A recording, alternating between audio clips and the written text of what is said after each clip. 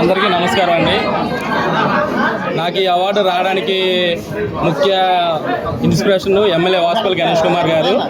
నేను ఆయన దగ్గర గత 10 సంవత్సరాల నుంచి పిఏగా పనిచేస్తున్నాను. అయితే నాకు మా అమ్మ నాన్నలు అలవర్చిన అలవాటును బట్టి, వాళ్ళు పెంచే పెంపకాన్ని బట్టి నేను అంటే ఇప్పుడు అందరికీ తెలిసినట్టుగా ఈ 10 years నుంచి సర్వీస్ కాదు.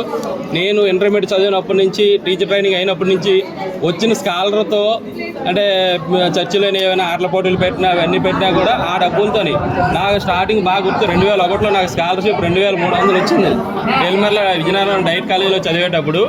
అందులో 1800 పెట్టి నేను, అంటే అప్పుడు నా లెవెల్కి అది ఎక్కువ అనమాట.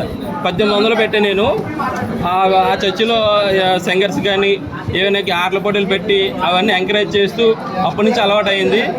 ఆ విధంగానే దేవుడు నాయం దయించి అతి చిన్న వయసులో 18 సంవత్సరాలు నిన్న వెంటనే కూడా నాకు గవర్నమెంట్ జాబ్ వచ్చింది. నేను చదివిన గురుకులంలో 1000 మంది స్టూడెంట్స్ ఉంటే అందులో ఫస్ట్ నాకే మొదటి జాబ్ వచ్చింది. 18 సంవత్సరాలు నిన్న వెంటనే జాబ్ వచ్చింది. అందును బట్టి నన్ను పెంచిన తల్లిదండ్రులకి, ఏసై నా చూపించిన పూర్వం బట్టి అందరికి వందనాలు. అప్పటి నుంచి కూడా ఈ రోజు వరకు కూడా నాకు వచ్చిన శాలరీలో ఎంతో కొంత నా చిన్నప్పటి నుంచి నేను ఏ స్టేజ్ నుంచి వచ్చానో, పేదరికం నుంచి వచ్చానో, అలాగే ప్రతి ఒక్కరికి ఎంతో కొంత హెల్ప్ చేయాలనే ఉద్దేశంతో అంటే మా క్రిస్టియన్ మతం ఏం చెప్తుంది అంటే, మనకు వచ్చిన జీతంలో 10వ భాగం దేవుడికి ఇవ్వాలని అంటుంది.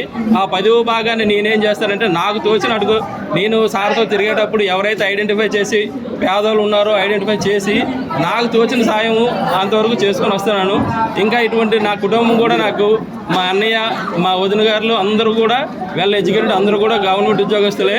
వాళ్ళందరూ సహకారంతో ఈరోజు నాకు ఇది వచ్చిందంటే మా కుటుంబ రక్త సంబంధాలు అంతా సహకారం. అలాగే ఈరోజు నా 10 years నుంచి కూడా నాకు ఈ రాజకీయంలో ఉన్నటువంటి అందరూ బంధుమిత్రులు అందరూ కూడా నా కుటుంబ సభ్యులు ఈరోజు నాకు చూస్తే చాలా ఆనందంగా ఉంది. నేను అసలు ఎప్పుడు మీడియా ముందు ఇదే ఫస్ట్ టైం కూడా మాట్లాడడం. అదే ఎమ్మెల్యే గారు అందుబాటులో లేకపోవడం వల్ల రాలేకపోయారు, లేదంటే ఆయన చేతుల మీదుగా రావాలని అనుకున్నాను, తీసుకుందామని.